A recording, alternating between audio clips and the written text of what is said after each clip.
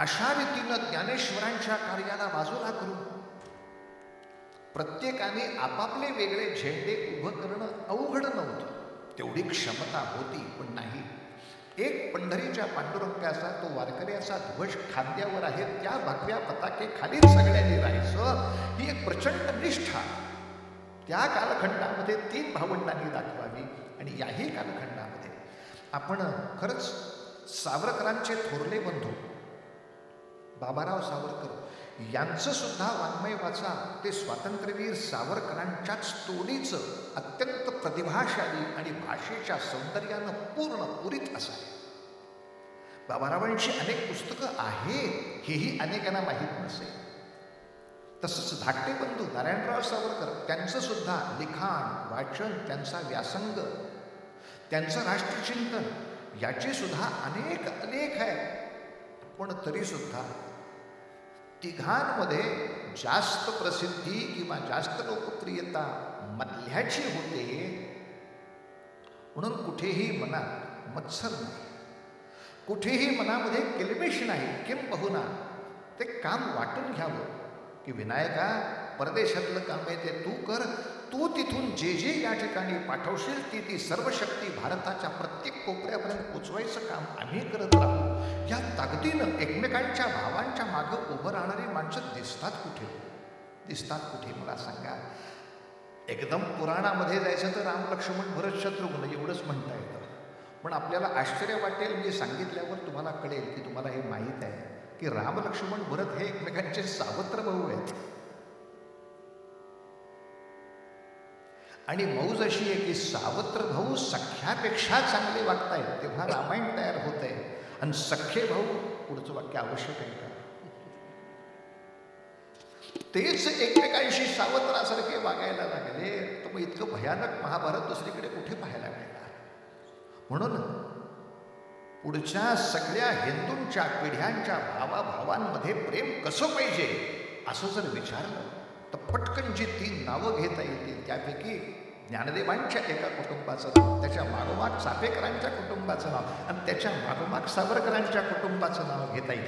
असं हिंदू कुटुंब पाहिले ज्याच्यामध्ये 3 भाऊ एका दिव्य ध्येयाने प्रचंड मोठे प्रेरित होऊन एकाच कार्यामध्ये निमग्न असतात. वारे चाफेकर असोत किंवा सावरकर असोत, या दोघांचंही एक विलक्षण प्रेरणास्थान आहे. ते म्हणजे इतिहासातलं प्रेरणास्थान म्हणाल तर शिवछत्रपती आणि वर्तमानातलं प्रेरणास्थान म्हणाल तर लोकमान्य टिळक. हे दोघंही लोकमान्यांच्या संपूर्ण कार्यक्षेत्राखाली, कृतीक्षेत्राखाली होते. चाफेकरांचा अनेकांना रँडचा पराक्रम हा विषय माहिती आहे, पण याच्या आधी चाफेकर बंधूंनी जे प्रचंड मोठं सेवा कार्य केलं आहे हे बऱ्याचशा ठिकाणी माहीत नसतं. जेव्हा प्लेगचा प्रचंड मोठा प्रादुर्भाव महाराष्ट्रामध्ये आणि इतर सर्व प्रांतात झाला, आत्ताच्या कोरोनासारखीच ती स्थिती होती की मेलेल्या रोग्याला उचलायला सुद्धा कोणी येत नव्हतं, कारण तो संसर्गजन्य रोग आहे याची पूर्ण खात्री असल्यामुळे अरे मी माझं थडधाकट असलेलं आयुष्य यासाठी का खर्च करावं, मेला तो मेलाच आहे, त्याला उचलून मी रोगी का हो. अशा विचित्र मनस्थितीमध्ये सगळ्या बाजूला हाहाकार चाललेला असताना चाफेकर आणि त्यांच्या गोपण्या मारुती मंडळाचे जवळजवळ 300-400 सभासद हे सगळे लोकमान्यांच्या मार्गदर्शनाखाली या रुग्णांच्या सेवेमध्ये, या रुग्णांना ज्यांना शक्य असेल त्यांना कॅम्पकडे हलवायचं, ज्यांना शक्य असेल त्यांना दुर्दैवाने स्मशानाकडे पोचवायचं, त्यांच्या उत्तरक्रिया त्या ठिकाणी उत्तम तऱ्हेने संपन्न करायच्या. आणि एकट्याने नव्हे, हे सर्वांच्याकडून म्हणजे आपल्या उपलब्ध असलेल्या मित्रांमधल्या 200-300 मित्रांकडून हे जे चाफेकरांचं सेवा कार्य आहे, दुर्दैवाने याकडे कोणी पाहत नाही, चाफेकरांच्या सेवा कार्याकडे पाहत नाहीत. पण चाफेकरांना जरी भारताबाहेर झेप घेण्याची संधी नाही मिळाली तरी चाफेकरांनी तो प्रयत्न केला होता. बरं, मी या सेवेबरोबरच हाही विषय सांगतो की जुना इतिहास वाचून चाफेकर बंधूंच्या मनामध्ये एक चक्र उभं राहिलं होतं की इंग्रजाच्या विरुद्ध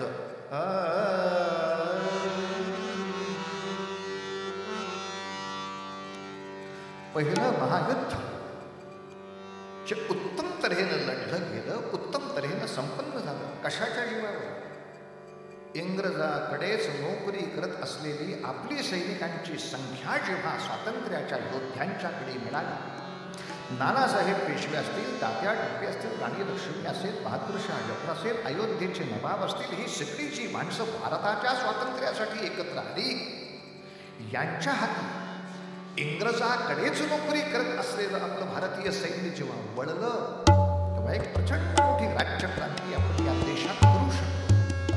चाफेकरांच्या मनात ते वलय फोडलं आणि म्हणून त्यांनी लोकमान्य टिळकांकडे अशी प्रार्थना पण केली होती, आम्ही 300 मित्र या सगळ्या भागामध्ये तयार आहोत, आम्हाला कुठल्या तरी मिलिटरीत घुसवा. आम्हाला जर सैन्यात घुसवलं तर आम्ही आजूबाजूच्या सगळ्या सैनिकांना पुन्हा एकदा राष्ट्रवादाकडे आणू आणि पुन्हा तसं मोठं बंड करू. आणि अगदीच काही नाही जमलं तर एखाद्या खाजगी संस्थानिकाच्या सैन्यात तरी आम्हाला जाऊ द्या, म्हणजे मग या पुढच्या भारताला अनुभव असलेलं सैन्य कुठेतरी सापडेल. नाही तर भारत स्वतंत्र झाला, सैन्य कुठं आहे? बरं आहेत, त्यांना अनुभव कुठं आहे? या सैन्याच्या अनुभवाच्या दृष्टीनं सुद्धा आम्हाला कुठेतरी द्या हो प्रवेश. म्हणजे टिळकांनी थोडीशी शिफारस करून बऱ्याचशा ठिकाणी यांना जायला सांगितलं, पण सांगितलं इतकंच, चाफेकर सैन्यामध्ये प्रवेश देता का असं विचारायला तुम्ही अनेक सैन्य शिबिरांमध्ये जाल, ठीक आहे, पण काय सांगून जाल घरी? वडिलांची संमती आहे? चाफेकर म्हणाले, आमच्या वडिलांची आमच्या व्यायाम करण्याला सुद्धा संमती नाही, कारण जेवढा व्यायाम वाढतोय तेवढा आमचा खोराक वाढतो. बाबांची ती स्थिती नाही की एवढ्या 3 पैलवानांना पोसावं. मग आम्ही सुद्धा मारुती मंदिरातलं गुळ खोबरं याच्यावर पुष्कळसा निर्वाह करून बाबांना फार त्रास देत नाही. अरे वडिलांची जर तुमच्या या सगळ्या शारीरिक क्षमतेलाही विरोध असतील तर तुम्ही सैन्यात भरती होण्यासाठी कसे जाणार? चाफेकरांनी युक्ती सांगितली, टिळक तुमचे अनुयायी म्हटल्यानंतर युक्ती सुचली नाही तर काही उपयोग आहे का पगडीचा? अशी लाल बुंद पगडी, त्यावेळेला ती फॅशनच होती. टिळक जशी पगडी घालायची तसे बरेच लोक त्या राष्ट्रीय प्रवृत्तीचं अनुकरण करायचं म्हटलं की ती घालायचीच पडली.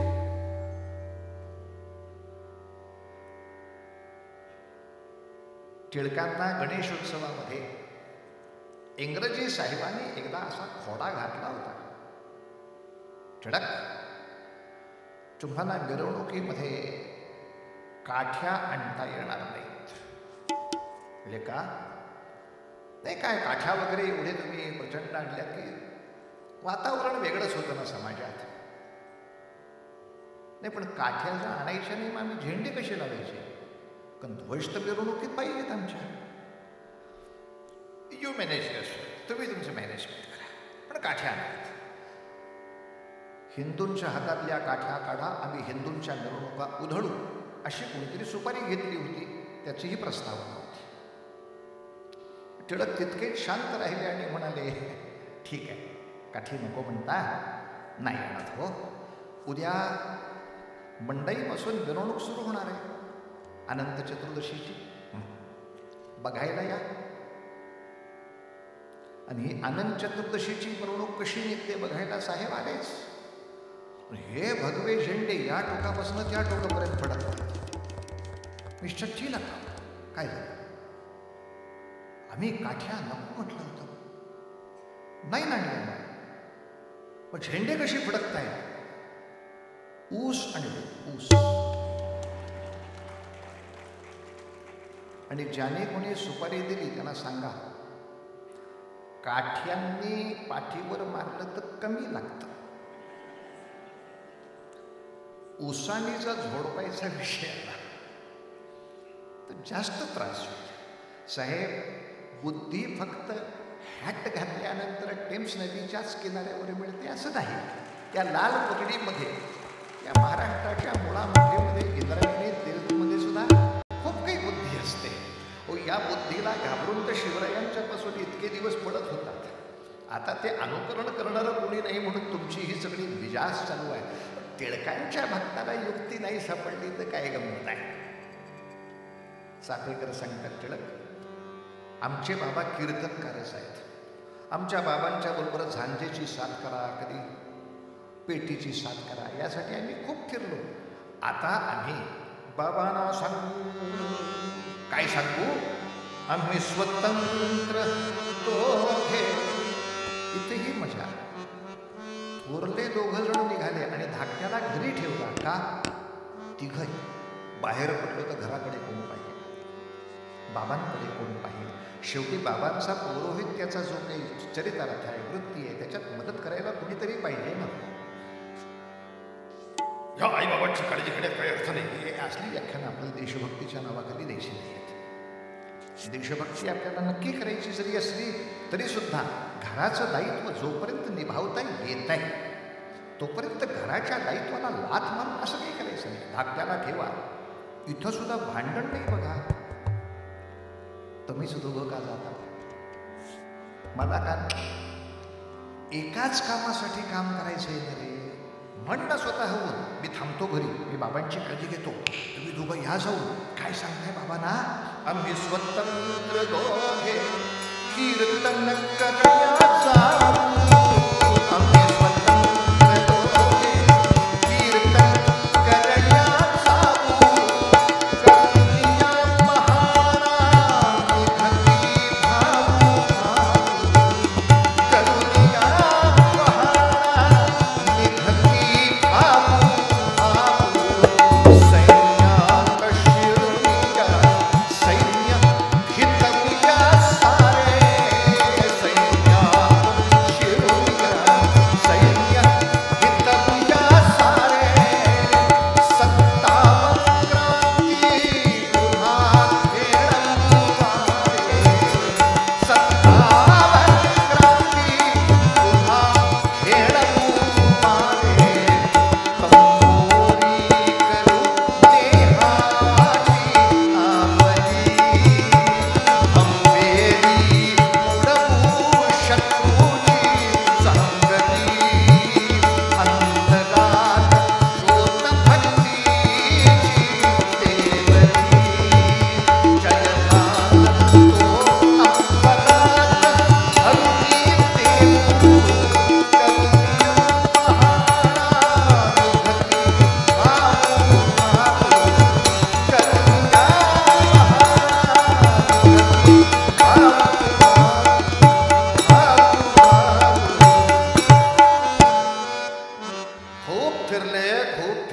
खूप फिरले, यश नाही मिळालं. शेवटी टिळकांची चिठी घेऊन हे सगळे म्हणजे शिष्टमंडळ जुनागडला गेलं होतं. जुनागडचं संस्थानिकांचं एक सैन्य होतं. या सैन्यामध्ये प्रवेश करून थोडासा अनुभव घेऊ असा विचार होता. जुनागडलाच का गेले?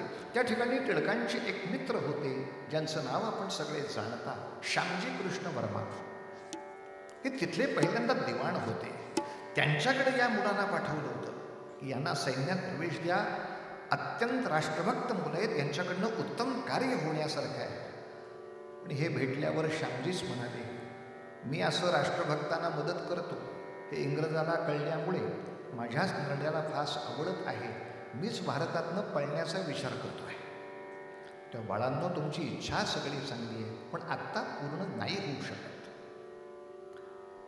दुर्दैवाने चाफेकरांना सैन्यात नाही प्रवेश मिळाला. पण जेव्हा याच श्यामजी कृष्ण वर्माने परदेशामध्ये जाऊन भारतीय मुलांच्यासाठी इंडिया हाऊस एक वसतिगृह तयार केलं, भारतीय मुलांना इथे येऊन चांगलं शिक्षण घेण्यासाठी शिष्यवृत्ती हे सगळं आयोजन केलं, या शिष्यवृत्तीचा लाभ घेऊन सावरकरांना तिथे पाठवावं, हा जेव्हा टिळकांचा विचार ठरला तेव्हा त्यांनी याच श्यामजी कृष्ण वर्मांना पत्र पाठवून सांगितलं की तुम्ही सावरकराला, म्हणजे आता तो कॉलेजमध्ये शिकतोय, BA LLB झालेला आहे, बॅरिस्टरीसाठी शिष्यवृत्ती द्यायला याचा विचार करा. आणि इथे एक फार महत्त्वाचा शब्द वापरलाय. हा जो सावरकर नावाच्या मुलाची मी शिफारस करतोय, हा चापेकर शाळेतला विद्यार्थी आहे. इंग्रजीमध्ये पत्र होतं. पण लक्षात घ्या, बाकी कुठलीही गोष्ट न सांगता श्यामजी कृष्ण वर्मांना मला काय सांगायचं ते कळलं पाहिजे. यासाठी चापेकरांचं नाव त्यांनी फक्त क्रांतिवीर म्हणून नाही घेतलं, तर चापेकर हे एक विद्यापीठ आहे. चापेकर ही एक विचार प्रणाली आहे. चापेकर हे एक विद्यालय आहे. आणि म्हणून टिळक मुद्दाम हेतुतः शब्द लिहितात. या मुलाची मी शिफारस करतोय, कारण हा मुलगा चापेकर विद्यालयाचा आहे. याचा विचार तुम्ही जास्त करा. पण स्वाभाविक निश्चितपणे श्यामजी कृष्ण वर्माने विचार केला. सावरकर तिथे गेले आणि आता पहा, जे चापेकरांच्या मनातलं स्वप्न आहे ते किती विशाल पद्धतीनं साकार झालं. कारण इंग्लंडमध्ये प्रत्यक्ष जरी सावरकरांनी हे सैनिकीकरणाचं काम केलं नसलं तरी सुद्धा इंग्लंडवरनं परत आल्यानंतर भारतामध्ये सैनिकीकरणाची एवढी मोठी चळवळ राबवली की जेव्हा नेताजी सुभाषचंद्र बोस सावरकरांना म्हणते झाले की सावरकर, या इंग्रजाशी लढाईचं म्हणजे मोठं कठीण हो. का? आम्ही आमच्या सेना घेऊन इंग्रजावर तुटून पडणार आणि इंग्रजाच्या वतीनं आम्हाशी लढायला भारतीय सेनाच येणार, म्हणजे उभयपक्षी भारतीयांची हानी होणार. हे युद्ध किती अवघड. तेव्हा सावरकर मुद्दाम हसून म्हणाले, सुभाष बाबू चिंता मत करो, आम्ही गेली 3 ते 4 वर्ष सैनिकीकरणाची चळवळ राबवतोय आणि ती याच मुद्द्यावर राबवतोय की बाबांनो, इंग्रजाच्या सैन्यात घेऊन अनुभव घ्या, शस्त्र घ्या, तयार राहा. जेव्हा आपल्या परिवर्तनाची वेळ येईल. सावरकरांचं तर स्वच्छ भाषण होतं हे, आणि ते भाषण आजही पोलीस रेकॉर्डमध्ये आहे. पोलीस सांगत होते, हा सावरकर भलतं काही शिकवतो, याला आवरा. पण तेव्हा इंग्रजांना सैनिकांची गरज होती, तेव्हा बोलता येत नव्हतं, पण तात्या स्वच्छ बोलत होते. अरे, जुन्या काळी आम्हाला बंदुका चोरून शिकाव्या लागल्या, पण उपलब्ध नव्हत्या. पिस्तुले चोरून मिळवावी लागली. पण आता हे दुसरे महायुद्ध डोळ्यासमोर दिसताच इंग्रज आपल्या हाताने ते तुम्हाला देतोय. ही सगळी शस्त्रे तुम्हाला देतोय, दारुगोळा तुम्हाला देतोय, ते ताब्यात घ्या. बंदुका ताब्यात घ्या. तोंडे कुठे वळवायची ते नंतर ठरवता येईल. इतक्या स्वच्छ शब्दात भाषण आहे महाराज.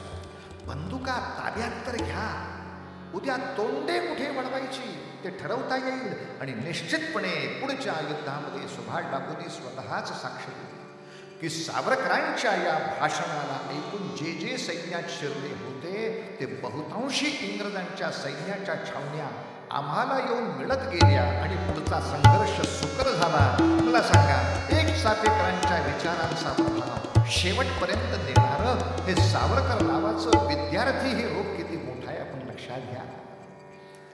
चापेकरांना बाहेर नाही पडता आलं, पण सावरकरांना बाहेर पडायची संधी मिळाल्यावर सगळ्यांनी आशीर्वाद दिले. जा जा जा जा तात्या, आकाशी झेप घेरे पाखरा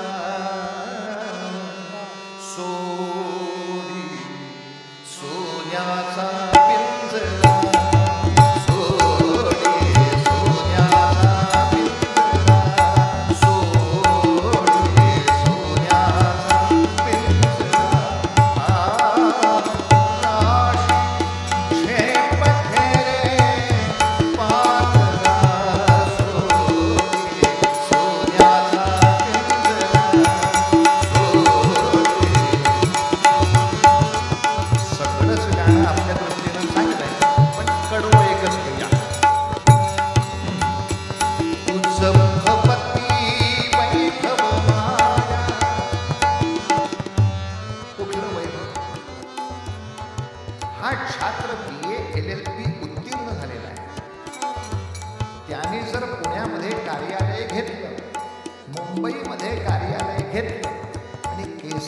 चालवायला सुरुवात केली तर इंग्रजी शासन पद्धतीप्रमाणे केसेस घ्यायच्या आणि केस जाईपर्यंत चालवायच्या. 20 वर्ष, 30 वर्ष, 40 वर्ष चालू आहे खटला. उलट भारतीय न्यायशास्त्राची प्रस्तावनाच एक आहे, न्याय करण्यास विलंब याचे नाव अन्याय. म्हणून पुढची माणसं भरायची. भारताचं राज्यघटना भारतीय राहिली नाही त्यामुळे. कशाला 20 वर्ष लागतात, कशाला 50 वर्ष खटले लागतात. आता असे खटले चालवत राहून माया जमवता आली असती, घर घेता आलं असतं, गाडी घेता आली असती, बायको होती, मुलगा होता, छान चौपाटीवर फिरायला जाता आलं असतं. सगळं तुझ्यापाशी आहे तात्या. तुझं भवती वैभव माया फळरसा पिळे छाया. तुझं भवती वैभव माया फळरसा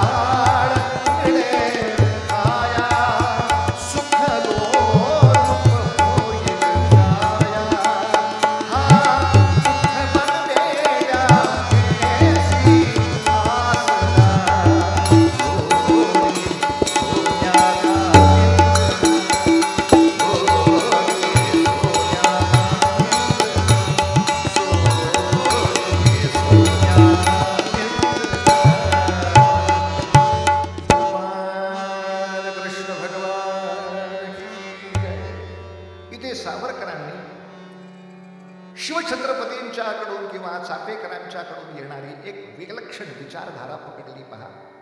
आणि ती अशी, आपण शिवरायांच्या चरित्रामधला कोणताही प्रसंग पहा, ते अफजल खानाला भेटायला जातील, इंग्रजांना भेटायला जातील, कधी औरंगजेबाला भेटायला जातील, पण वेश भगवा जलेटो कपाळी गंध, गळ्यामध्ये देवीच्या भक्तीची कवड्याची माळ. औरंगजेबाला आवडत नाही, उगाच त्याच्या समोर गंध लावू नये. तो गेला खड्ड्यात. मला माझ्या संतांनी जशी माझी वेशभूषा सांगितली तशी मी करणार. पाहिजे तर भेट घे, तर घेऊ नको. स्वतःच्या वेशभूषेबद्दलचा एक विलक्षण आदर, अभिमान सावरकरांनी, चापेकरांनी कायम ठेवलेला आहे, कायम ठेवला.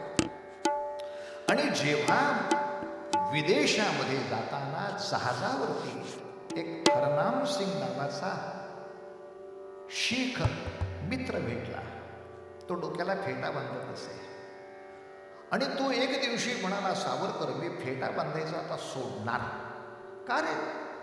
ते जहाजावरचे ते डेकवर सगळी ती इंग्लिश मुलं माझ्याकडे बघून हसतात. What A funny cap. तेव्हा सावरकर आग्रहाने म्हटले, हरनाम, एखादी वेशभूषा धावपळीसाठी अयोग्य ठरत असेल तर तात्पुरती त्यावेळेला बदलणं हे मान्य आहे, पण दुसरा कोणीतरी निंदा करतो म्हणून आपण आपली वेशभूषा बदलणं हे योग्य नाही. अरे वेड्या, जेव्हा शिवछत्रपतींचा दरबार होता आणि त्या दरबारामध्ये जेव्हा पहिल्यांदा इंग्रज आला होता तेव्हा त्याला लोक हसले नसतील.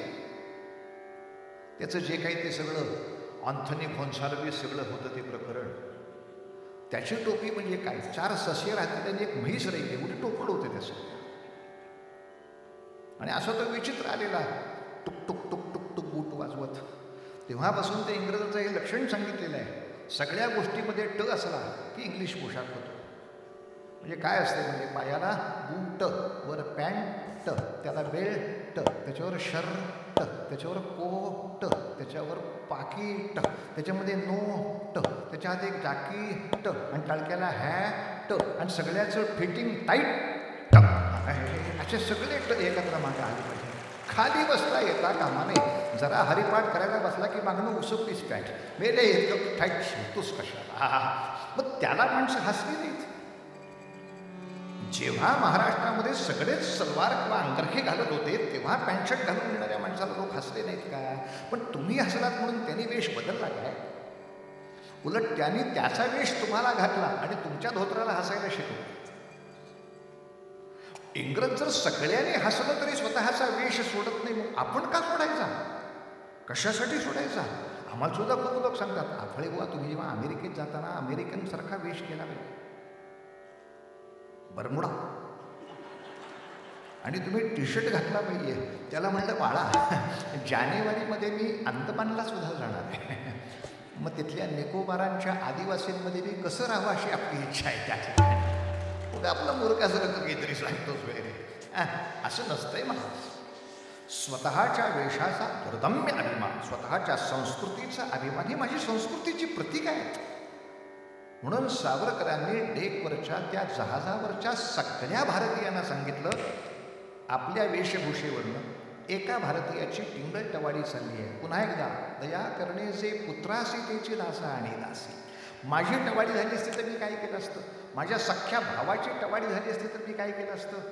सगळ्या भारतीयांना, जहाजावर जेवढे भारतीय होते तेवढ्यांना एकत्र. बाबांनो, भारताच्या वेशभूषेची टवाडी चालली आहे. काय करूया? सोपा उपाय आहे. प्रत्येकाकडं भगवा काहीतरी कपडा आहे ना, सगळ्यांनी फेटा घालून सकाळी यायचं डेकवर. एवढ्या लोकांच्या डोक्यावर फेटा बघितल्यानंतर ते हे करणारी तोंड बंदच झाली. बापरे, व्हेरी मच फनी कॅप. दुसऱ्या क्षणी विरोध खट्ट झाले, दुसऱ्या क्षणी विरोध थांबून गेले.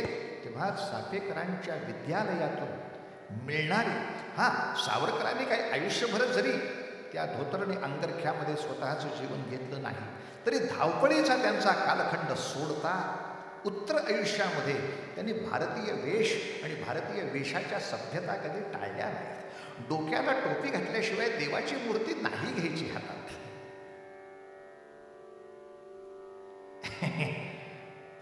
काय होत आहे? त्यानं काय देवाला त्रास होतोय का? देवाला त्रास होत नाहीये, प्रश्न तुझ्या यंत्राचा आहे, त्यातला स्क्रू ढिला होतोय, हा प्रश्न आहे.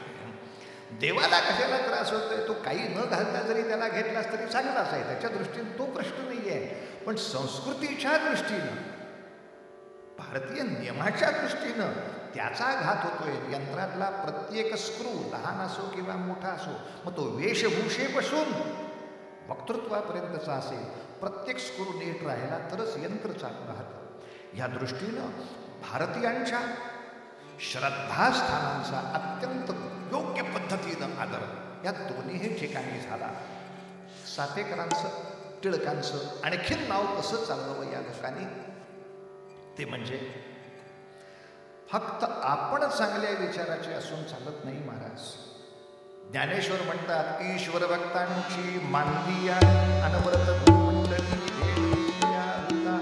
असे हजारो लक्षावधी तयार करणं हे तुमचं आमचं काम आहे. अगदी आत्तापर्यंतचे नामयोगी गोंदवलेकर महाराज सुद्धा सांगतात, नाम सदा बोलावे गावे घ्यावे, पण म्हणजे सगळं संपलं असे न मानावे, ते जनासी सांगावे. आणि लोकांकडनं ह्या सगळ्या गोष्टी करून घेतल्या पाहिजेत. शिवरायांच्या बद्दल बोलताना समर्थ रामदास स्वामी जे म्हणतात, बहुत लोक मिळवावे, एक विचारे भरावे, अन कष्टे करून घसरावे. आज मला सगळ्यात मोठा आनंद आहे की मी अशा एका व्यासपीठावर उभा आहे की ज्या ठिकाणी अशा वीरवृत्तीनं, त्यागवृत्तीनं करणारी अनेक माणसं या ठिकाणी आहेत. मगाशी सांगितलं तसं श्रीदेवाच्यांनी चाफेकरांच्या विरुद्ध अशी बदनामीची पोस्ट टाकता, तुमचं खातच आयुष्यातनं बंद करून टाकू, ह्या ताकदीनं काम करणारे श्रीदेवाजी या ठिकाणी आहेत. आज 19 शाखा उभ्या राहिल्यात, 20वी शाखा गुजरातमध्ये जाऊ. एक विचारे भरावे, संघटना मोठा वेगळा विषय. आणि अगदी एवढ्या मोठ्या देशामधल्या राहुल गांधींसारख्या एवढ्या मोठ्या माणसाने सुद्धा जर सावरकरांचा अपमान केला असेल तर त्याला कोर्टामध्ये खेचीनं आज उद्या शिक्षा केल्याशिवाय राहणार नाही. म्हणून इतक्या प्रचंड ताकदीनं कार्य करणारे सत्यकी सावरकर आज या ठिकाणी उपस्थित आहेत आणि त्यांना पाठिंबा देणारे, त्यांना सहयोग देणारे हजारो लक्षावधी माणसं आहेत. प्रश्न नावांचा नाही आहे, प्रश्न अस्मितेचा आहे.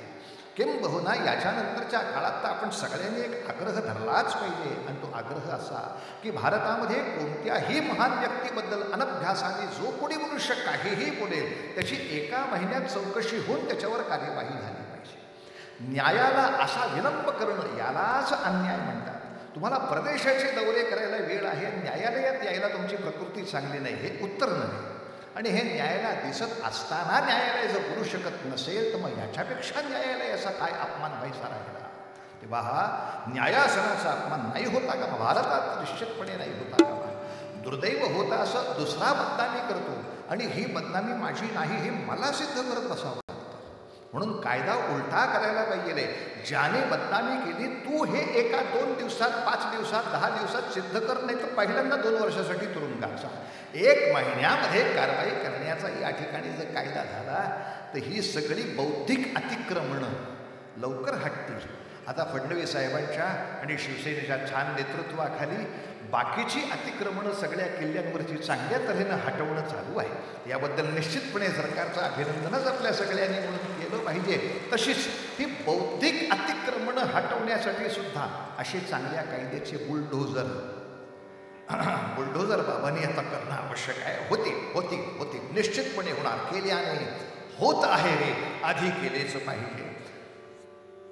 चाफेकरांनी स्वतः क्रांतीवीर असणं इतकं कौतुक नाही आहे. टिळकांनी स्वतः स्वातंत्र्य योद्धा असून हे कौतुक. अशी हजारो माणसं तयार करणं. शिवरायांचं सुद्धा कौतुक औरंगजेबानं जे केलं ते हे केलं. शिवाजी राजांच्या निर्माणानंतर औरंगजेबाची ही वाक्य आलमगीर नामामध्ये तो स्वतः सांगतो, राजा शिवाजी राजे बहादुर थे, इसमें कोई बड़ी बात नहीं, बहादुर तो मैंने बहुत देखे हैं. मग मी कशाला घाबरतो? मी शिवाजी राजांचं मोठेपण कशामध्ये मानतो? त्यासाठी ते वाक्य असं म्हणाले, औरंगजेब शिवाजी राजा ने जो आदमी तैयार किए, जो आदमी किसी के सामने झुके नहीं और किसी के हाथों बिके नहीं, इससे डर है. तर काय माणसं उभी केलीत महाराज. आहेत लक्षावधी भ्रष्टावधी माणसं, पण या 10 लाख भ्रष्टाचारी माणसांना 2 लाख का होईना अशी निष्ठावान उभी केली आहेत की 300 वर्ष आम्हाला खेती वाटावी. शिवाजी राजाने जो आदमी तयार केले. पुन्हा एकदा मोठे म्हणते, समर्थाने सुद्धा आग्रह धरला, समर्थे समर्थ करावे तरीच समर्थ म्हणवावे. आपल्यासारखी 100 समर्थ माणसं कर स्वतःला समर्थ म्हणत जा. चाफेकरांनी टिळकांनी हाच आदर्श डोळ्यासमोर ठेवला. त्यांच्या काळातला प्रत्येक मनुष्य, फक्त टिळकच मोठे नव्हे, त्यांच्या प्रभावळीमध्ये आलेला प्रत्येक माणूस तेवढ्याच ताकदीचा देशभक्त काम करणारा. चाफेकरांच्या प्रभावळीमध्ये आलेला प्रत्येक मनुष्य तेवढाच देशभक्त काम करणारा. आणि सावरकरांनी थोडं याच्या पुढचं पाऊल टाकलं. ते म्हणजे इंग्लंडमध्ये आलेले बहुतांशी भारतीय. ते काही देशभक्ती करायला आलेले नव्हते, ते पदव्या घेऊन मौज मजा करायला आले होते. पण अशाही तरुणांना पुन्हा देशभक्तीच्या धारेकडे आणणं आणि नंतरच्या काळात अंदमानच्या तुरुंगात गेल्यानंतर तिथल्या कैद्यांना देशभक्तीच्या धारेकडे आणणं हा टिळक चाफेकरांच्या धड्याचा पुढचा उत्तरार्ध सावरकरांनी इतका उत्तम पूर्ण केला. त्याचा एक साक्षीदार आहे आपल्याकडे. त्याचा एक साक्षीदार आहे. 2-3 ग्रंथांमध्ये या साक्षीदाराचा उल्लेख आहे. तो म्हणजे सावरकर जरी अंदमानमध्ये गेले होते 50 वर्षाची शिक्षा ऐकून, तरी सुद्धा तांत्रिकदृष्ट्या पाहता अंदमानच्या तुरुंगात ते 10-11 वर्षच राहिले, फार नव्हे. त्यानंतर बाहेर आले. अनेकांनी ही तक्रार केली होती की सावरकरांच्या कालखंडापेक्षा जास्त कालखंड अनेकांनी अंदमानातली शिक्षा भोगली आहे. पण त्यांचं नाव तुम्ही विमानतळाला का देत नाही? आणि याला भारत सरकारने फार सुंदर उत्तर दिलं आहे. ते उत्तर असं, अनेकांनी अनेक वर्ष शिक्षा भोगली असेल, पण इतर कैद्यांना साक्षर करावं, सुसंस्कृत करावं, देशभक्त करावं असं कार्य इतर कोण्याही कैद्याने केलेलं नाही. त्यामुळे अंदमान देशभक्त करण्यामध्ये सावरकरांचा सगळ्यात मोठा वाटा आहे. म्हणून त्यांना त्या ठिकाणी अंदमानचं नाव हे पोर्ट ब्लेअर जितकं महत्त्वाचं तितकं स्वातंत्र्यवीर सावरकर हवाई अड्डा अशीच उद्घोषणाही त्या ठिकाणी होणं महत्त्वाचं. मुद्दा असा होता की त्या ठिकाणी स्वार्थासाठी, पोटासाठी एकमेकांच्या आप्तेष्टांचे खून केलेली माणसं सुद्धा तिथे आलेली असताना त्यांना देशभक्तीमध्ये आणणं काय विलक्षण कार्यभाग. माझे वडील सुद्धा अंदमानला गेले होते. घाबरू नका, कीर्तनाला गेले होते, कारण बाबा 47 नंतर गेले होते. पण त्यांनी एक कथा ऐकली होती की सावरकरांची जेव्हा सुटका झाली तेव्हा सावरकर सुटका होऊन बाहेर येताना तिथल्या एका कैद्याने त्यांच्या गळ्यामध्ये 7 चाफ्याच्या फुलांच्या माळ घातली होती असं ऐकलं होतं. तेव्हा आमच्या बाबांनी मुद्दाम अंदमानात कीर्तन करताना, तेव्हा हिंदीत कीर्तन करत असत ते, ते जाहीर केलं की मी असं सावरकरांकडनं ऐकलं आहे. आणि सावरकर अजून भारतात जिवंत आहे. स्वातंत्र्यवीर सावरकर भारतामध्ये 66 सालापर्यंत जिवंत होते. ते काय स्वातंत्र्य आल्यावर संपलेलं नाही. तेव्हा मी स्वातंत्र्य मिळालं आहे भारताला, मी अंदमानात आलो आहे खरं, मी एक सावरकर भक्त आहे. माझी इच्छा आहे की ज्या कोणी त्यांना माळ घातली त्याला मला भेटायचं आहे. कारण अंदमानचे कैदीच पहिले अंदमानचे नागरिक आहेत. 43 साली सुभाषबाबूंनी अंदमानचं तुरुंग फोडलं आणि त्यातले जे सगळे कैदी काढले ते म्हणाले आमचं भारतात काहीच राहिलेलं नाही, आम्हाला इथलं सिटिझनशिप द्या. म्हणजे बरेचसे अंदमानचे पहिले नागरिक हे त्या तुरुंगातनं बाहेर आलेले ते कैदी आहेत आणि ह्या संस्कारातनं आलेले कैदी आहेत. तेव्हा दादूलाल नावाचा तो मनुष्य होता आणि तो त्यांना भेटला, बाबांना भेटला. त्यांनी सगळं ते बाकी सर्टिफिकेट पण दाखवली, तो किती नंबरचा कैदी होता, कसा होता, अमुक तमुक तमुक सगळं. माझं भाग्य असं की इतक्या वर्षानंतर मी अंदमानला गेलो, मला दादूलालचा नातूही भेटला. त्याची मुलगी, त्याचा जावई, ते आता महाराष्ट्र मंडळावरती अधिकारी आहेत. आणि त्यांना अजूनही आठवण आहे की आमचे जे दादूलाल नावाचे ते कैदी होते त्यांच्या जीवनावर तुमच्या बाबांनी गाणं केलं होतं. वो गाणं हमको सुनना है. त्यांना फारसं मराठी कळतं असं नाही, पण त्यांना ती एक अशी विलक्षण ओढ, हमें तो गाणं सुनना है. एक 2 कडवी आपल्या समोर त्याच्यासाठी करतो. का मुद्दा इतकाच आहे, माझ्याप्रमाणे अनेक देशभक्त निर्माण करायची शिवछत्रपतींची प्रेरणा, माझ्याप्रमाणे अनेक सद्भक्त निर्माण करायची संतांची प्रेरणा, माझ्याप्रमाणे अनेक सज्जन निर्माण करण्याची टिळकांची प्रेरणा, तीच चापेकरांची प्रेरणा, तीच प्रेरणा सावरकरांनी कुठपर्यंत न्यावी. नुसत्या इंग्लंडमध्ये गेलेल्या उच्च शिक्षितांपर्यंत नव्हे, तर अंदमानामध्ये गेलेल्या अशिक्षित, क्रूर, अडाणी आणि अशा पद्धतीच्या भयानक कृत्यांमध्ये अडकलेल्या कैद्यांच्याकडून सुद्धा अफलिकवानी कल्पना इतकीच केली. समजा तो दादूलाल ही कथा सांगू लागला की सावरकर निघाले तेव्हा मी माळ घातली होती बरं का. तो कशी कथा सांगेल. आता फुलं म्हटली, माळ म्हटली की आपल्याकडे प्रसिद्ध चाल आहे ठरलेली, तोडिता फुले सहज बाबांनी त्यावेळेला पहिले रिमिक्स केलं, पण लोकांना ही चाल जास्त माहिती होती, प्रसिद्धीतली होती. याच चालीवर आपले शब्द बांधले. दादूलालच ही गोष्ट सांगत असेल तर तो कशी सांगेल. आणि दादूलालचं वक्तव्य आपल्याला का पाहायचं आहे. शिवछत्रपतींची, ज्ञानेश्वरांची, टिळकांची, चापेकरांची प्रेरणा त्यांनी किती पूर्ण केली, सावरकरांनी किती प्रमाणात पूर्ण केली, या मुद्द्यापुरता आपण ते पाहतो. यातली एकवाक्यता पाहतो आहोत. तो दादूलाल सांगेल, काय सांगू हो, ती माळ करणं काय सोपं होतं काय. जंगलातनं चोरून आणली आम्ही फुलं, कपड्यातलाच दोरा काढून त्याची हार केली आणि घातलं सावरकराच्या गळ्यात. अहो चोरुनी मारुनी शिकस्त ही यतुनांची, मी माळ गुंफिली अवघ्या 7 फुलांची. मी माळ गुंफिली अवघ्या 7 फुलांची. मी माळ कार्य केलं, कार्य केलं.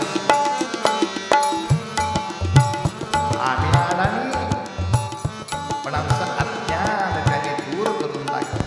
अरे वाचणे शिकविले लिहिणी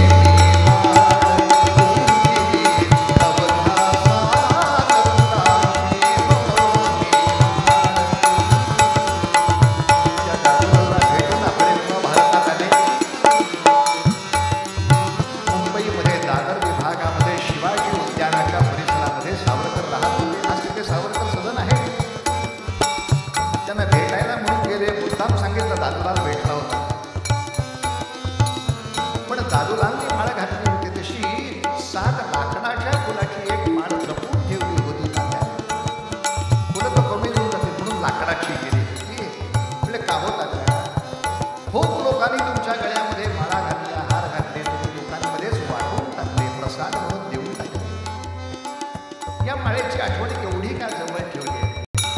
त्याला उत्तर दिलं, आपले काय सांगू रे, किती जरी चालले भव्य थोर सत्कार, सत्कार करती त्या कोलपणा मिळणार. आपले अकोल्यामध्ये कोणी माझा सत्कार केला तर उद्या अकोल्यात त्याचा सत्कार होणार असतो. तुम्ही सावरकरांचा सत्कार केला, कोणी मुंबईत माझा सत्कार केला, 2 महिन्यांनी त्याचा सत्कार. अरे पण माझा सत्कार केल्याबद्दल बोटांच्या लाथा बुक्यांचे मार मिळतील हे माहीत असताना ज्यांनी सत्कार केला त्याची किंमत बिघडी नको. किती जरी झाले भव्य थोर सत्कार, सत्कार करती या कोलपणा मिळणार. पण सत्कारात सये घेतला मान, ती वै जयंती अंतमान कैलाची निहाळ तुमची अवघा सत्पुरांची निहाळ तुमची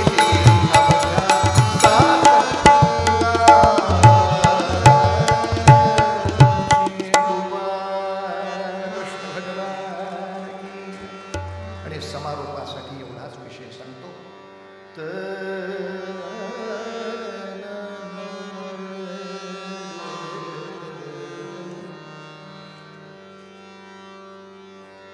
समारोपासाठी पुन्हा एक विलक्षण साम्य. इथे मात्र ह्यांचं साम्य टिळकांशी नाही लावता येणार. इथे हे साम्य शिवछत्रपतींच्या किंवा ज्ञानदेवांच्या या कालखंडापर्यंत नाही नेता येणार. याचं कारण समाजाच्या दृष्टीनं पाहता या दोघाही भावंडांची म्हणजे चाफेकर बंधू 3 आणि सावरकर बंधू 3, या 3ही भावंडांची जी सामाजिक राजकीय स्तरावर त्या काळात उपेक्षा झाली ही नुसती अशोभनीय नाही, यातनामय आहे. म्हणजे रँड मारला गेल्यानंतर रँडला पेन्शन मिळालं. अनंत कान्हेर यांनी जॅक्सन मारल्यानंतर जॅक्सनला पेन्शन आलं नव्हे, जॅक्सनचं स्मारक सुद्धा नाशिकमध्ये उभं राहिलं. त्याच्या कुटुंबियांच्या पर्यंत प्रचंड मोठ्या धनराशी पोचल्या. पण मौज अशी आहे, ज्या अन्यायासाठी रँडला मारला तो अन्याय जरी कमी झाला असेल तरी हे केल्याबद्दल चाफेकरांच्या व्यक्तिशः कुटुंबाला काय, आपल्या कुटुंबाचं स्मशान करून घेण्यापलीकडे काहीच हाती लागलं नाही. म्हणजे 3 चाफेकर तर फाशी गेलेच, त्यांच्या बरोबरीने त्यांचा मित्र महादेव रानडे, रँड आणि आयर्स या 2 साहेबांसाठी ही 4 तरुण मुलं जेव्हा फासावरती गेली, मनामध्ये इच्छा ठेवून गेली की आम्ही लोकमान्य टिळकांची ती भगवद्गीतेची पोथी हातामध्ये घेऊन हौदात घेणार. या 3घांची नावं पुढच्या कालखंडात तर मी काही पुस्तकं वाचली आहेत. चाफेकरांचं नाव, भगतसिंगांचं नाव, सावरकरांचं नाव, सुभाषबाबूंचं नाव अशा रीतीनं घेतली गेली की वो उस जमाने के आतंकवादी संघटनाओं के प्रमुख थे. आता ज्या देशातल्या विद्वानाला आतंक कशाला म्हणायचं, पराक्रम कशाला म्हणायचं हा फरकच कळत नाही, अशी माणसं पाठ्यपुस्तक मंडळावर जर असली तर याच्यापेक्षा काय भयानक संस्कार होणार होता. म्हणून जे म्हणून चांगला सत्याचा संस्कार सगळ्या समाजावर करतायत त्यांचे लक्ष लक्ष धन्यवाद आहेत. आणि करत राहा. मोठ्या पातळीवर नाही झालं तरी सुद्धा मुद्दाम लक्षात ठेवा, वयाच्या 5 वर्षापासून 15 वर्षापर्यंत मुलं जे ऐकतात, ज्याच्याबद्दल चिंतन करतात, जे चव घेतात ते सगळं आयुष्यभराची त्यांची पुंजी इथे तयार होत असते. तेव्हा या काळामध्ये इतर कुठलीही अतिक्रमणं येण्यापूर्वी आपले संस्कार, आपले श्लोक, आपले मंत्र, आपली संत साहित्य, आपली करुणाष्टकं, आपले ऋषीमुनी, आपली वेद आणि आपली ही सगळी ऐतिहासिक मोठी माणसं यांच्याबद्दलचे बुलंद बुरुज यांच्या मनामध्ये त्या काळातच निर्माण करून ठेवले. मग पुढे किती का वादळ येईना ती हलणार नाही महाराज. या वयामध्ये हा सतत संस्कार व्हायला पाहिजे. होई नका उपेक्षा, होईना उपेक्षा. चाफेकरांची उपेक्षा झाली, सावरकरांची तर झालीच झाली. अहो, स्वातंत्र्यवीर सावरकर मुंबईमध्ये आहे, पण तरीही 15 ऑगस्टचा दिल्लीच्या ध्वजवंदनाच्या कार्यक्रमाचं आमंत्रणही नाही. अहो, ज्यांनी या सगळ्या आंदोलनांमध्ये 1-2 महिन्याचे तुरुंगवास भोगले होते, अशांच्या घरी गाड्या पाठवल्या. या या या या सन्माननीय अतिथी. लोकांनी सावरकरांना टोकलं सुद्धा. तात्या, तुमचा काही सन्मान झाला नाही, तुमची सगळी सेवा व्यर्थ गेली. तात्या तेवढ्याच अभिमानाने सांगायचे, कोणीही खरा सच्चा मातृभक्त स्वतःचे सत्कार व्हावेत म्हणून आईची सेवा करतच नाही. आम्ही आमचं कर्तव्य म्हणून आमच्या मातेची सेवा केली. आता त्याची कदर करायची का नाही हे त्यांच्या लायकीवर अवलंबून आहे. रत्नाची पारख गाजर पारख्याला झाली नाही तर हा दोष रत्नाचा नव्हे, त्याच्या डोळ्यामध्ये ती शक्ती नाही एवढंच म्हणता येईल. आणि बाकीचे लोक तो म्हणाले, अहो तात्यांना बोलवणार कसं का? समजा चुकून आपण दिल्लीच्या महोत्सवामध्ये तात्या गेलेस तर एक सूर्य उगवल्यानंतर इतर काजव्यांच्या ओळखी पटाव्यात कशा? हे 1 महिन्यासाठी, हे 2 महिन्यासाठी, हे 4 महिन्यासाठी, हे 50 वर्षाला जिंकून आलेलं प्रकरण आहे. कोण बोलवणार त्याला? पण असो, जरी प्रचंड उपेक्षा झाली नव्हे, पुढच्या कालखंडात सातत्याने अपमानाला तोंड द्यायला लागलं तरी सुद्धा ते इतरांना हाच उपदेश करत, बाबांनो, मातृसेवा ही गोष्टच अशी आहे, देशसेवा ही गोष्टच अशी आहे, ज्यामध्ये आधी अपेक्षा डोक्यात ठेवून शिरला तर ती खरी होणारी नव्हे. यशामध्ये आनंद नाहीये, यशापेक्षा यशस्वी वाटचालीमध्ये जास्त आनंद आहे. आणि ही वाटचाल प्रत्येक जण करत राहा रे बाळा, करत राहा. सावरकरांनी एक स्वप्न असं पाहिलं होतं. सुदैवाचं आहे की सावरकरांच्या 32शीला नेहमी देवाचा आशीर्वाद मिळाला. काही वेळेला सावरकर म्हणायचे, माझा आशीर्वाद मिळू नये अशी इच्छा आहे, पण काय करणार, मी 32शी बोललो की मेला हा खरं करतोच. जेव्हा इंग्रज सरकार सांगत होतं तुम्ही 1960 सालापर्यंत तुरुंगात जा, तेव्हा तिथंच सावरकर म्हटले 60 सालापर्यंत तुमचंच राज्य राहत नाही. भगवंताची कृपा अशी, ते जिभेला साक्षात्कार नाही राहिलं 60 सालापर्यंत. बरं, गोवा मुक्ती संग्रामाची माणसं आली होती. सावरकर, काय आमचं कार्य आहे? म्हणजे तुमचं सगळ्यांचं कार्य मोठंच आहे, यात संशय नाही, पण गोव्यामध्ये मिलिटरी घुसवल्याशिवाय आपल्याला गोवा मिळणे शक्य नाही. बोलून गेले, पर्यायच नाही. सैन्य घुसवलंच गेलं गोव्यामध्ये, हैदराबादमध्ये सुद्धा. तेव्हाच त्या गोष्टी हाती सापडल्या. सीमेच्या प्रांतांकडे लक्ष दिले नाही तर देशाचं भयानक भवितव्य होईल. अरे, माझं हे खरं होऊ नये अशी इच्छा आहे. पण तरी सावरकरांच्या वक्तव्याला परमेश्वराची आशीर्वाद अशी वेगळीच आहे, ते सत्य होत राहतं. मग एवढं जर सगळं सत्य होत असेल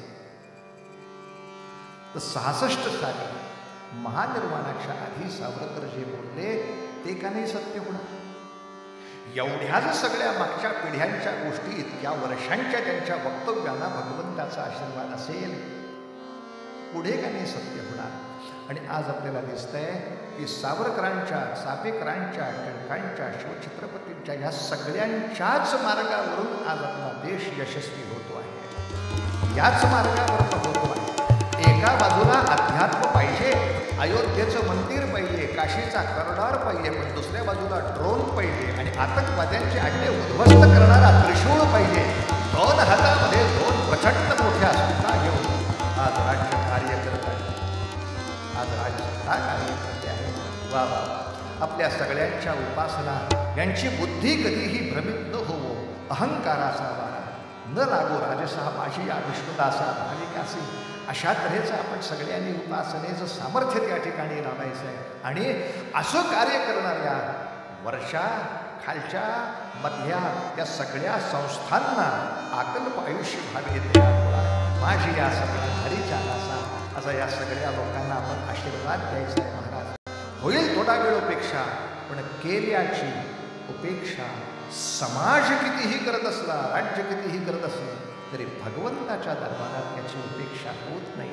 या कार्याचे निश्चितपणे उत्तम फलाचे असे हंडीच्या हंडे या ठिकाणी समाजापर्यंत पोचल्याशिवाय राहत नाही, यात संशय नाही. असो, 3-4 लोकांच्या 3-4 महाविभूतींच्या चरित्रातल्या अनेक साम्य स्थळांकडे आपण पाहत होतो तेव्हा सावरकरांचे शेवटचे शब्द असे होते, ज्ञानेशावरी ज्ञान देवीनी हयात वर्षविली भारता, उत्साही मी किती मनाने शरीराने पण थकलो आता, छिपाड झाले या देहाचे समीध करतो यज्ञी अर्पण, समाधी नसे शक्य मला मी म्हणून करतो आत्मसमर्पण. आणि सावरकरांचे शब्द आहेत, दधीची ऋषी सम मम अस्थींचे वज्र बनावे चक्र सुदर्शन, भाग्यवान श्री भारत माते शेवटचे चरणी लोटांगण. कारण 66 साली ते बोलून गेले, ऐक भविष्याला भव्य भीषणाला, कोटी कोटी हिंदू जाती चालली रणाला. अरे कोट्यावधी हिंदूंच्या मनगटातला हा ओंकार होईल, पुन्हा भारताचं हिंदू राष्ट्र वैभवाने या ठिकाणी उभं राहील आणि ते सर्व समाजाला, सर्व जगाला समतेचा, ममतेचा, मानवतेचा अत्यंत गोड संस्काराचा वसा देऊन सगळ्यांना मोठं करेल महाराज. अशा एका उत्तम हिंदू राज्याच्या कल्पनेसाठी, उत्तम हिंदू राज्याच्या स्वप्नासाठी कार्य करणाऱ्या या सगळ्या कार्यकर्त्यांच्या चरणी विनम्र अभिवादन करतो. या ठिकाणी त्यांच्या या सगळ्या संस्थेच्या कार्यक्रमामध्ये त्यांनी कीर्तनाची संधी दिली, याच्याबद्दल त्यांच्या चरणी शतशः नमन करतो. आणि शेवटची भैरवी म्हणून आपण सगळ्यांनी आरतीसाठी उभं राहून आरती करून या ठिकाणी कीर्तनाचा समारोप करूया महाराज. तोची साधू कोण खावा, देव तेथेची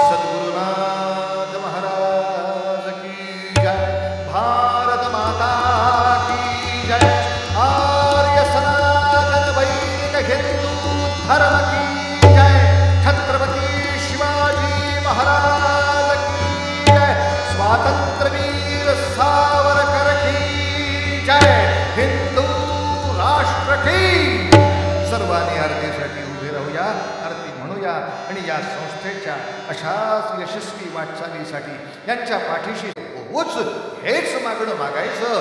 हेच दान दे का देवा तुझा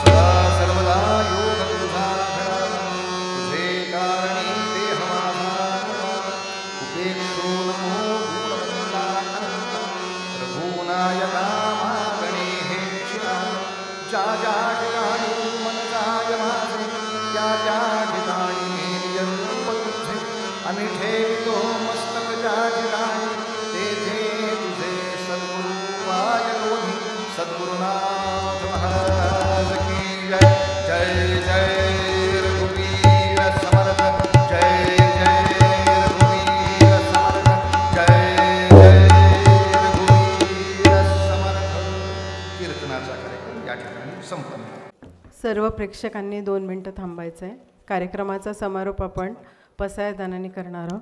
तत्पूर्वी एक महत्त्वाची घोषणा म्हणजे बाहेर आपल्या संस्थेतर्फे पुस्तकांचा साहित्याचा स्टॉल लावण्यात आला आहे. तर आपण जाताना तिथे नक्कीच एक नजर टाका आणि सावरकर आणि इतर राष्ट्रभक्तांवर आधारित साहित्याचा लाभ घ्यावा. आता मेन कोर्स झालेला आहे. आफळबुवांनी म्हटल्याप्रमाणे आणि विडा देण्याची जबाबदारी माझ्याकडे आहे, म्हणजेच आभार प्रदर्शनाची. आफळेबुवा, मेन कोर्सचा आम्ही खूप छान आस्वाद घेतला आहे आणि नक्कीच तो आमच्या DNA पोचला आहे.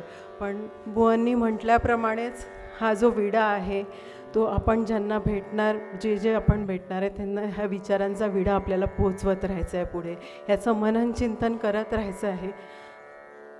खूप खूप असं स्वातंत्र्यवीर सामाजिक संस्थेतर्फे आदरणीय आफळेबुवांचे खूप मनापासून आभार. त्यांच्या सहकाऱ्यांचे देखील खूप आभार.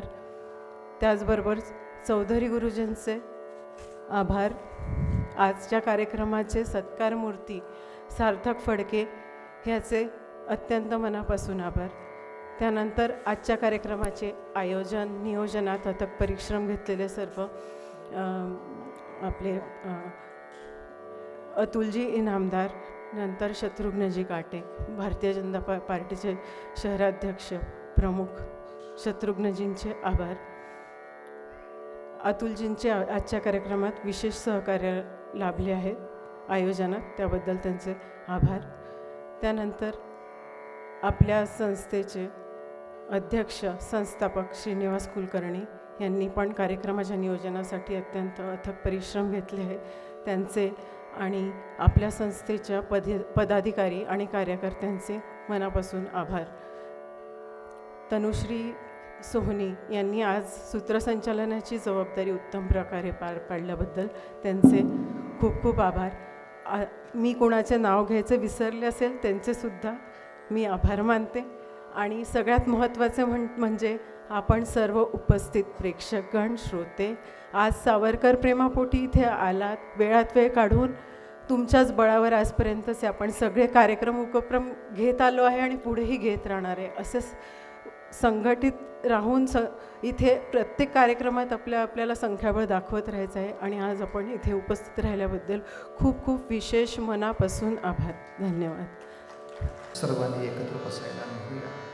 आता विश्वात्मके देवी येणी वाक्यज्ञे तोषाय तोषो मसुर्यावे मसाय जे खळांची व्यंकटी सांगो तया सत्कर्मी रतिवाधो भूता परस्परे पडो मैत्रजीवांचे दुरिताचे तीव्र जाणो विश्वस्वधर्म सूर्ये पाहो जो जे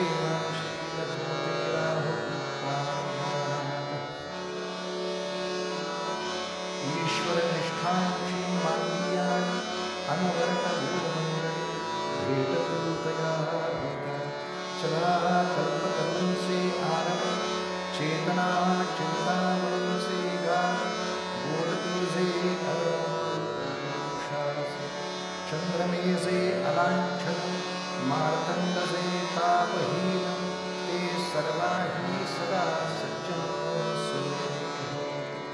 किं बहुना सर्वसुखी पूर्णभूमि तिहि लोके भजिसो आदिपुरुषी अखंडी आदि ग्रंथोपजीये विशेषी लोकी दृष्टा दृष्टविजये येथ म्हणे श्री विश्वेश्वरावो हा होई नाम पसारो येणे ज्ञानदे सुखिया येणेवरी ज्ञानदे सुखिया येणेवरी ज्ञानदे सुखिया कुंडली वरदा हरिविठ्ठल श्री ज्ञानदेव पंढरीनाथ